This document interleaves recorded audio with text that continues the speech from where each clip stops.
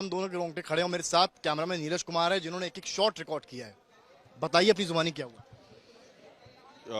बहुत लंबा करियर हो गया, लेकिन इस तरीके का शूट आउट मैंने अपनी लाइफ में कवर नहीं किया। दंगे बहुत देखे, बहुत कुछ देखा, लेकिन जब पुलिस अंदर आई और हम लोग कैजुअली साथ में आ रहे थे। अमूमन ऐसा होता है कि कोई क्रिमिनल आता है तो हम लोग साथ में उसको कवर करते हुए जाते हैं, और एकदम से हम इंतजार कर रहे थे काफी देर। बिल्कुल हम लोग करीब आधे घंटे से वेट कर रहे थे कि अतीक अहमद आएगा, और हम लोग उसको उसकी बाइट के लिए इंतजार कर रहे थे कि एक शब्द वो बोलेगा। और जैसे शुरू करना, यहीं से शुरू करते हैं। बिल्कुल यहाँ से जैसे ही आप बात करना शुरू करते हैं और हम लोग पीछे पीछे जाते हैं, और जैसे ही बोलना शुरू करता है, जैसे ही अतीक अहमद और असद वो उसका भाई बोलना शुरू करता है, और एकदम से तड़तड़ाहट की आवाज आती है, और ऐसे लगता है कि जैसे पटाखे दगने लगे। मैं अपने आंखों के सामने धुआं देख पाता हूँ एकदम से। आप धुआं देख पाते हैं, मुझे एक हल्का सा बर्न नजर आता है, और मैं 2 कदम पीछे हटके मैं देखता हूं, और एकदम से फायर, और सब तितर बितर हो जाते हैं, इंक्लूडिंग जितने पुलिस वाले थे। उनको भी समझ में नहीं आया, और वो एकदम से पीछे हटे। जब वो पीछे हटे, मैं अपनी पोजीशन पे था, मैंने कैमरा वो स्टैटिक रखा, और मैं ये पूरी कोशिश कर रहा था कि जो भी कुछ हो रहा है वो कैमरे में आए। नीरज, आपसे एक सवाल मेरा ये है कि पोजीशन क्या थी, ये सवाल आ रहा है। पोजीशन क्या थी उनकी, यानी कि जो गोलियां चली हैं, आप क्योंकि कैमरे से देख रहे थे, आपने सबसे बारीकी से देखा है, तीनों जो शूटर्स उनकी पोजीशन क्या थी? देखिए, अतीक अहमद और असद हमारे सामने थे, उसका भाई हमारे सामने था, और बगल से एक पिस्टल आती है, और अतीक अहमद के पहले सर पे फायर लगता है।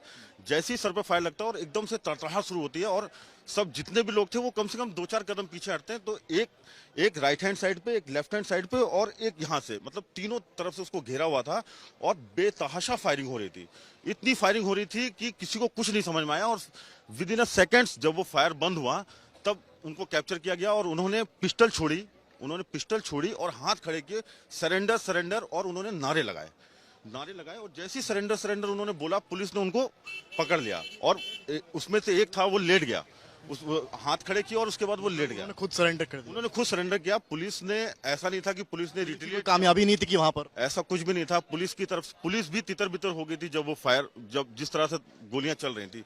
उन्होंने पिस्टल छोड़ी, हाथ खड़े किए, और तब पुलिस ने उनको पकड़ा। ये हुआ। ये बताइए मुझे कि जब तितर बितर हुए हैं, कई लोग भागे हैं, उस वक्त आपकी पोजीशन क्या थी? मैं अपनी पोजीशन से कम 4 से 6 कदम पीछे हटा।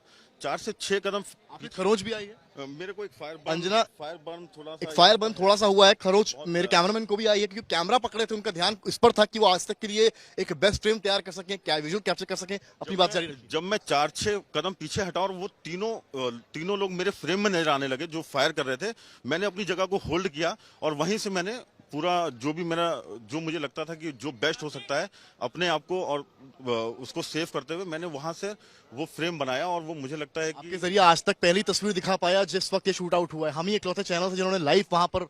नहीं, बिल्कुल हम लोग ग्राउंड पे रहते इसीलिए हैं कि अपने दर्शकों को जो भी बेस्ट हो सके वो दिखाएं, और हम यहाँ से साबरमती तक गए, जितनी फोर्स थी वो हमको यहाँ पे नजर नहीं आ रही थी।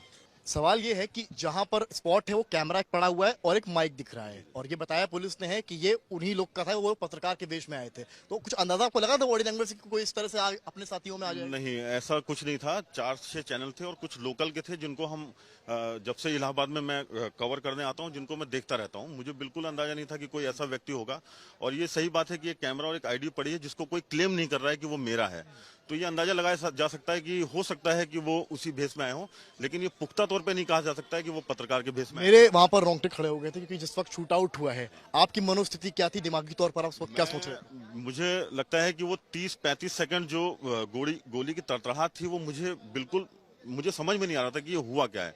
लेकिन जब मैं 4-6 कदम हटा, और एकदम से मुझे 3-4 लोग फायरिंग करते हुए नजर आए, मुझे लगा कि ये ऐसा हो गया है, और अगले ही पल उसका अतीक और उनका भाई जमीन पे पड़े हुए थे, और बाकी लोग जो हैं वो हाथ ऊपर करके सरेंडर करने की मुद्रा में थे। सरेंडर सरेंडर उन्होंने चिल्लाया, और उसमें 2 को खड़े पे पकड़ा गया है, और एक अपने आप जमीन पे लेट गया है। पुलिस का हाव भाव उस वक्त क्या था? सवाल। पुलिस नदारद थी, पुलिस आसपास नहीं थी। आप अगर मेरे फ्रेम में देखेंगे तो तीनों शूटर्स ने उन दोनों भाइयों को घेर के रखा हुआ है, और पुलिस कहीं भी फ्रेम में नहीं है। पुलिस अपनी खुद जान बचा रही थी। बिल्कुल जान बचा रही थी। पुलिस आपको मैंने वाइट उस बात की फिक्र नहीं थी वहां कितने पत्रकार खड़े हैं? मुझे नहीं लगता है कि होगी। मुझे लगता है कि जिस तरह की गोलीबारी हुई है, सब अपनी जान बचा के भाग रहे होंगे, तो पुलिस ने भी सोचा यही बेहतर है कि पहले जान बचाई जाए, बाद में देखा जाएगा। मैंने अपना लेकिन आज तक की टीम वहां पर मौजूद है। मैंने अपने कैमरे का वाइड फ्रेम खोला ताकि एक भी शॉट मेरा मिस ना हो पाए। मैंने अपनी पोजीशन ली और मैंने वाइड फ्रेम खोला, और जिस तरह से था वो जो भी उस स्थिति में मैं मूवमेंट कर पाया वो मैंने किया। लेकिन पूरे फ्रेम में आप देखेंगे, पूरे फ्रेम में देखेंगे आप, पुलिस नहीं है। जब उन्होंने पिस्टल रख दी और सरेंडर किया, तब पुलिस ने आके उनको पकड़ा है। ये बताइए कि जो पुलिसकर्मी थे, क्या उनके पास हथियार नहीं थे? किसी ने कोशिश करी उस वक्त हथियार निकालकर उन पर क्रॉस फायर करने की, रोकने की? नहीं, मुझे नहीं लगता है कि किसी ने कोशिश करी, क्योंकि जब उन्होंने सरेंडर किया तो किसी के भी हाथ में मुझे पिस्टल नहीं नजर आई।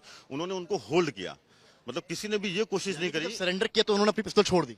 बिल्कुल, उन्होंने अपना काम किया, उन्होंने अपनी पिस्टल छोड़ी, हाथ ऊपर खड़े किए और सरेंडर किया। तब जो थाना इंचार्ज है उन्होंने आके 2 लोगों को पकड़ा, और एक जो खुद लेट गया था उसको पुलिस वालों ने, क्या बोलते हैं, पुलिस ने उसको प्रेस करके नीचे दबाया, और तीनों को तेजी में उन्होंने जीप में डाला और जीप में डाल के ले गए।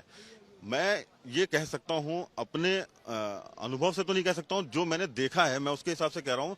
पुलिस ने बिल्कुल ये कोशिश नहीं की कि किसी तरीके से उनके ऊपर फायर किया जाए या उनको बचाया जाए। ये बिल्कुल कोशिश नहीं हुई।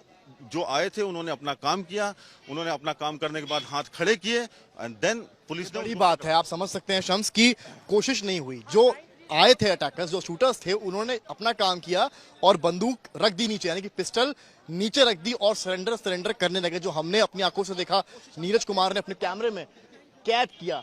तो ये बड़ी बात है कि आखिर कोशिश क्यों नहीं हुई।